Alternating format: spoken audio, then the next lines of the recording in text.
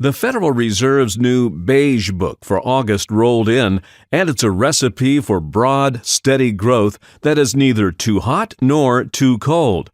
A Goldilocks economy. Conditions are just right because the Fed feels no pressure to hit the brakes on the economy anytime soon, particularly with inflation slowing. Since growth is coming with almost no inflation, the Fed is nowhere even close to considering tightening credit. That's good because Fed intervention, when rates are hiked too much by policymakers and choke off growth, always eventually causes a recession. With no Fed action on the horizon, this 99-month-old expansion could very well surpass the record 120-month-long post-war boom of the 1990s. The Institute of Supply Management's August survey of corporate purchasing managers came in this week at a strong 58.8%. Although this indicator has occasionally slipped below 50% during expansions, it has historically collapsed well below 50% right when the economy has fallen into recession. At 58.8%, the manufacturing economy is looking good.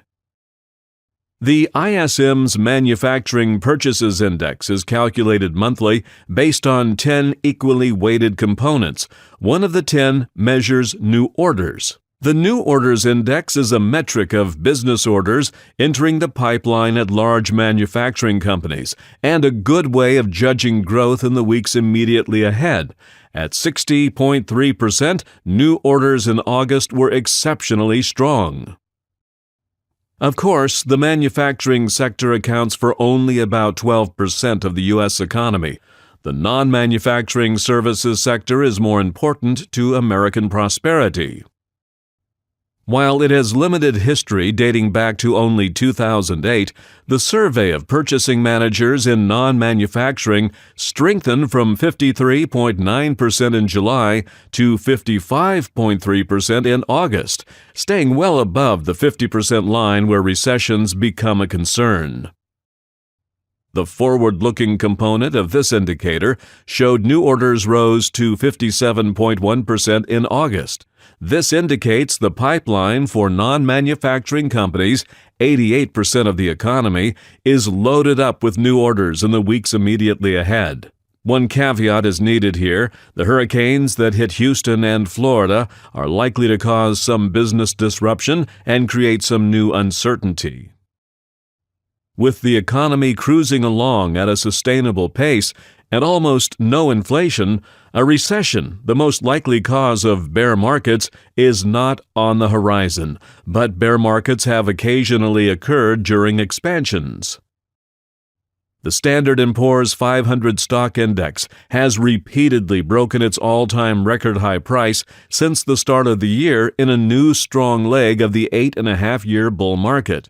A natural disaster, domestic political uncertainty, the standoff with North Korea, or some completely unexpected crisis could trigger a change in sentiment and a 15% drop in stock prices at any time. The economy shows no sign of weakness and a bear market is unlikely, but a bear market can never be entirely ruled out.